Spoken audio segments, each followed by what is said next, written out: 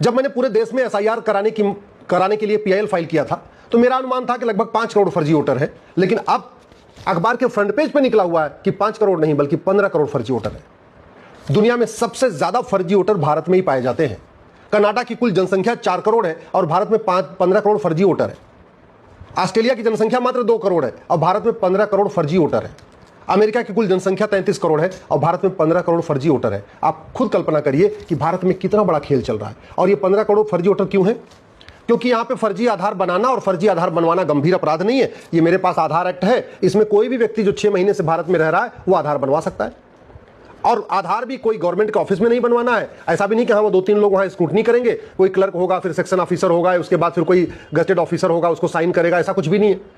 आधार common service centre पे बन जाता है। प्राइवेट लोग बना रहे हैं, आराम से 2-2 हजार रुपए लेके बनाते जा रहे हैं, क्योंकि ना उनकी कोई रिस्पॉन्सिबिलिटी है, ना अकाउंटेबिलिटी है, ना इस आधार एक्ट में कहीं लिखा हुआ है कि फर्जी आधार बनाना और बनवाना गंभीर अपराध है, जघन्य अपराध है, पकड़े जाने पे 10 से 20 साल सजा होगी। ऐसा कोई प्रावधान नहीं।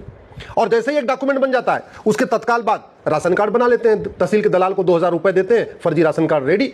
और फर्जी राशन कार्ड क्यों रेडी 2000 में? क्योंकि न फर्जी राशन कार्ड बनाना गंभीर अपराध, न बनवाना गंभीर अपराध। जब 2 डॉक्यूमेंट हो गया, नगर निगम के दलाल को पकड़ा, 2000 रुपए में फर्जी बर्थ सर्टिफिकेट। और वो भी क्यों? क्योंकि फर्जी बर्थ सर्टिफिकेट बनाना और बनवाना गंभीर अपराध नहीं।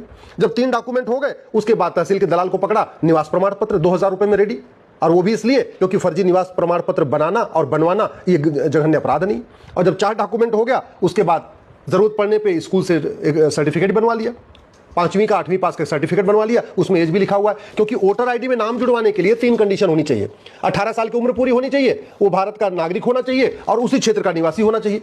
तो 18 साल का होना चाहिए, इसके लिए या तो नगर निगम से बर्थ सर्टिफिकेट बनवा लेते हैं, नहीं किसी स्कूल से, प्राइवेट स्कूल से, मान्यता प्राप्त स्कूल से हेडमास्टर को 2000 रुपए दिया, वो आराम से 5वीं की 8वीं की 6वीं 7वीं की एक टीसी उठा के बना के दे देता है। ये चल रहा है भारत में। दूसरा क्या चाहिए उनको? उस क्षेत्र का निवास प्रमाण पत्र। और उस क्षेत्र का निवास प्रमाण पत्र आराम से उस तहसील से बन जाता है, क्योंकि 4-5 डॉक्यूमेंट उसने पहले बनवा लिया। इसलिए मैं कह रहा हूं भारत में जो इतना बड़ा खेल चल रहा है इसके लिए सब जिम्मेदार है। अगर भारत में इतने ज्यादा फर्जी वोटर पाए जा रहे हैं 15 करोड़, इसके लिए इलेक्शन कमीशन जिम्मेदार नहीं है, इसलिए घटिया कानून जिम्मेदार है।